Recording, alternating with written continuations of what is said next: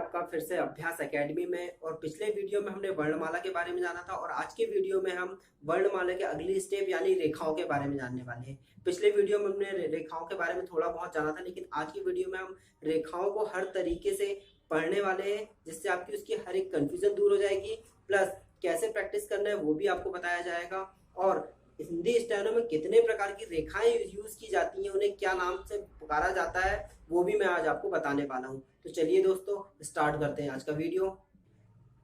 तो चलिए friends start करते हैं। सबसे पहले हम देखते हैं कि वर्णमाला की रेखाओं को कौन सी रेखाएं से किस वर्ण को दर्शाया जाता है। तो हम यहाँ पर सारी प्रकार की रेखाएं इन तीनों डायग्राम से दर्शाने वाले हैं। अभी तक आपने इन तीनों को एक साथ देखा होगा, लेकिन मैंने उसे अलग अलग भाग करके रख दिया ताकि आपको समझने में आसानी हो। एक बार फिर से देख लेंगे। इस सीधी रेखा से हम का वर्ग को दर्शाते हैं,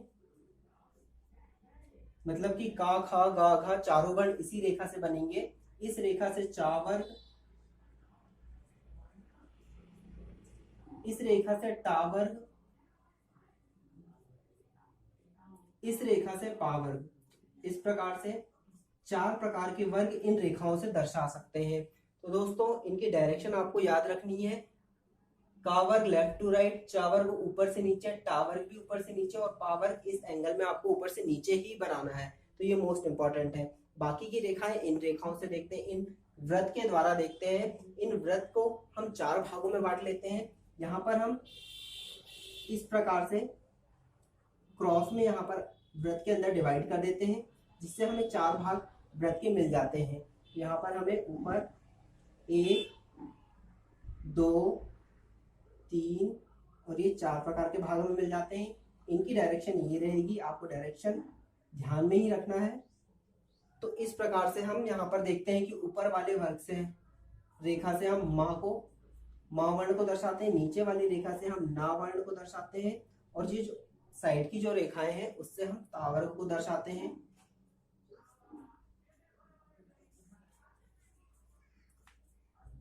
तो इस प्रकार से हमारे पास चार वर्ग ऊपर और पांचवा वर्ग हमें इस नीचे वाली रेखा से मिल जाता है। तो पांच प्रकार के वर्ग यहाँ पर हमें मिल जाते हैं। इसके आगे जो हमें और वर्ण याद करने हैं वो हम इस रेखा से निकाल लेंगे। तो इस रेखा को हम इस प्रकार से चार भागों में बांट देते हैं इस तरह से। तो हमें यहाँ पर इस वृत्त से चार भुजाएं और मिल जाती हैं।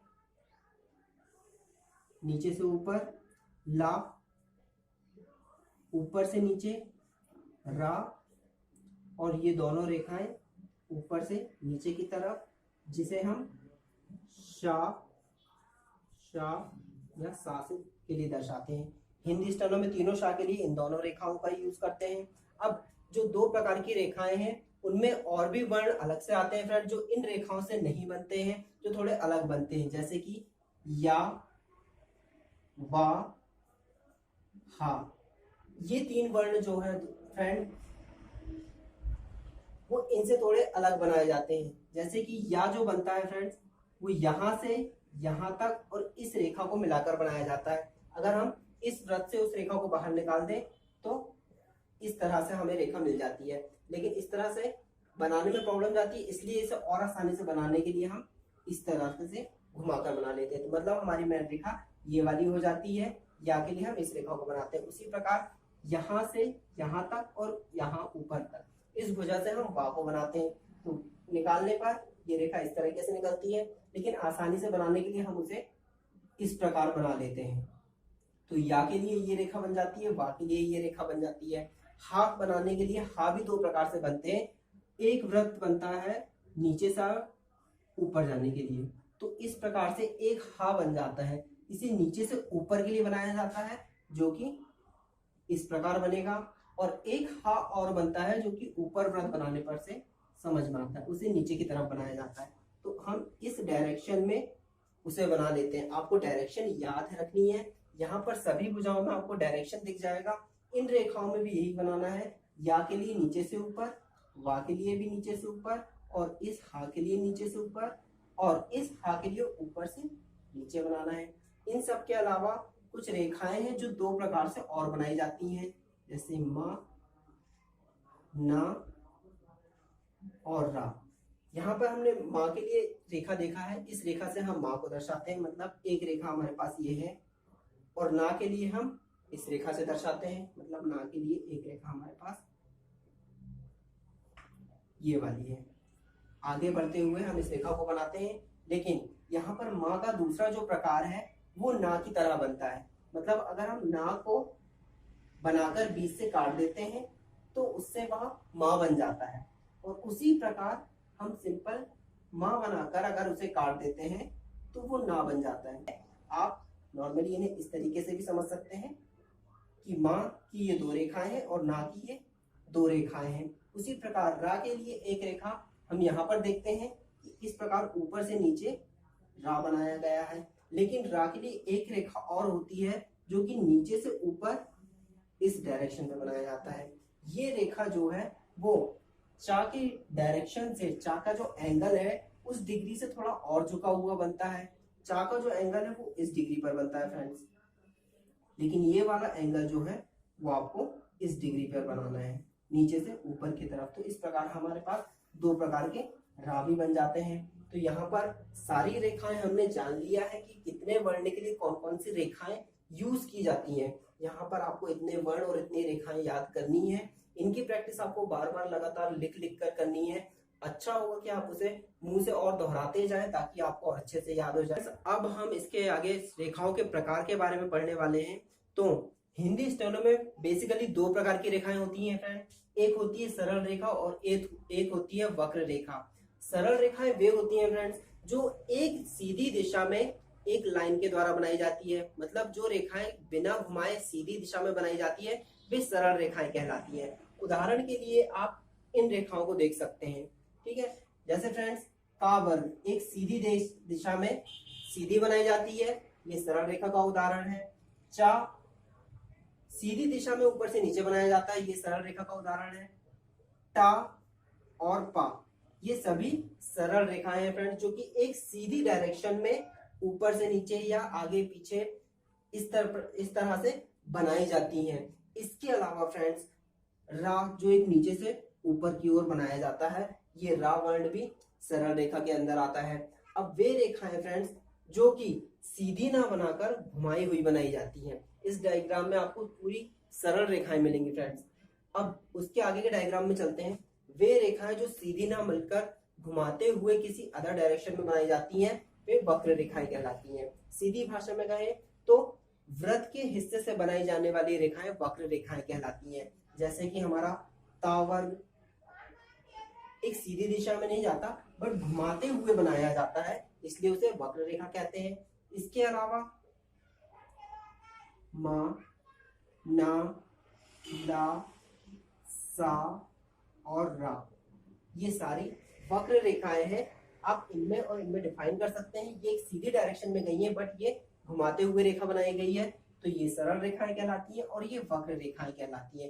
हिंदी स्टेनो में बेसिकली दो प्रकार की रेखाएं यूज की जाती हैं, लेकिन यहाँ पर ये रेखाएं खत्म नहीं होती है फ्रेंड्स। इसके आगे मोस्ट पार्ट ये है कि इन रेखाओं को उनकी दिशा के अनुसार भी अलग तीन नाम दिए गए हैं।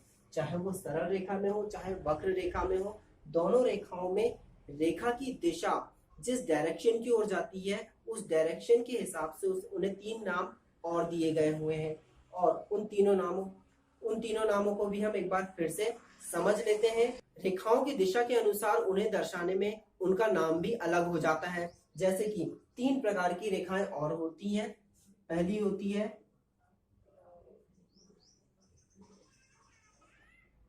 अग्रगामी रेखा, दूसरी होती है अधोगामी रेखा, तीसरी होती है ऊर्ध्वगामी रेखा। तो फ्रेंड्स यहाँ पर जैसे नाम दिए गए हैं वैसे रेखाओं का काम है।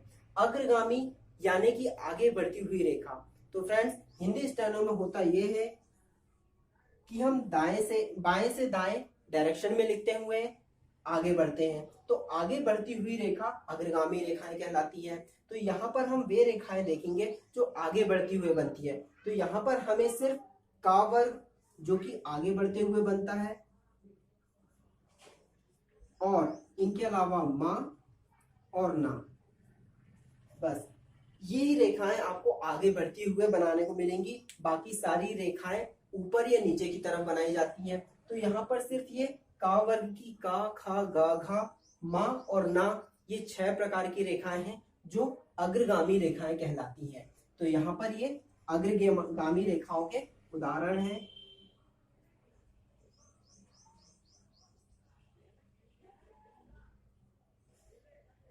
इनको आप अग्रगामी के उदाहरण कह सकते हैं। इसके अलावा दूसरी रेखा है अधोगामी। इसका भी वैसा ही नाम है जैसा इसका काम है।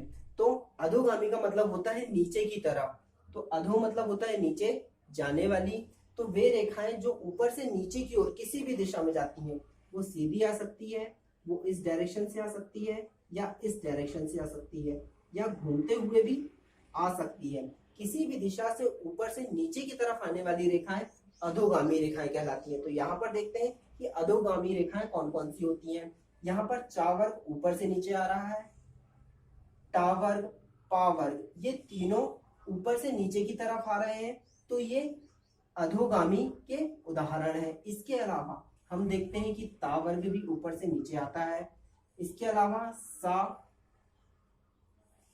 रा और इनके अलावा जो रेखाएं हैं हा, ये वर्ण भी ऊपर से नीचे की तरफ आते हैं। तो ये रेखाएं अधोगामी रेखाएं कहलाती हैं। तो ये अधोगामी रेखाओं के उदाहरण हैं। उसके बाद देखते हैं ऊर्ध्वगामी रेखाएं। वे रेखाएं जो किसी भी डायरेक्शन से ऊपर की तरफ जाती हैं, वो घूमते हुए जा सकती हैं या सीधी जा सकती है, किसी भी दिशा से ऊपर की तरफ जा रही है तो वो अधोगामी रेखाएं कहलाती हैं, सॉरी ऊर्ध्वगामी रेखाएं कहलाती हैं। ये अधोगामी रेखाओं के उदाहरण हैं जो कि ऊपर से नीचे की ओर बनती है, और ये ऊर्ध्वगामी रेखाओं के उदाहरण जो कि नीचे से ऊपर की ओर बनते हैं। नीचे से ऊपर बनने वाले रेखाएं हैं रा, जो कि नीचे से ऊपर बनाया जाता है, या, वा और हा, ला। ये जो रेखाएं हैं फ्रेंड्स, ये नीचे से ऊपर बनने वाली रेखाएं हैं, मतलब कि ऊर्ध्वगामी रेखाओं के उदाहरण हैं। तो यहाँ पर हमने रेखाओं के डायरेक्शन के अनुसार उन्हें 3 भागों में और बांटा है। बेसिकली हिंदी स्टेनो में 2 प्रकार की रेखाएं होती हैं, एक सरल रेखा और एक वक्र रेखा। लेकिन वो सरल रेखा हो चाहे वक्र रेखा हो, वे जिस दिशा में बनती है उन दिशाओं के अनुसार उन्हें 3 भागों में बांटा गया है। आगे बढ़ने वाली रेखा अग्रगामी, ऊपर से नीचे आने वाली रेखा अधोगामी, और नीचे से ऊपर जाने वाली रेखा ऊर्ध्वगामी कहलाती है। तो यहाँ पर हमने सभी प्रकार की रेखाओं के बारे में जाना, और ये भी जाना कि वे कितने प्रकार की होती है और उन्हें दिशा के अनुसार क्या क्या नाम दिए गए हैं। कौन सी रेखा आगे बढ़ते हुए बनती है, कौन सी ऊपर से नीचे, और कौन सी नीचे से ऊपर बनती है। ये सभी रेखाओं के बारे में आज हमने पढ़ा है। तो आई होप आपको समझ में आया होगा। तो मिलते हैं अगले वीडियो के साथ। नमस्कार।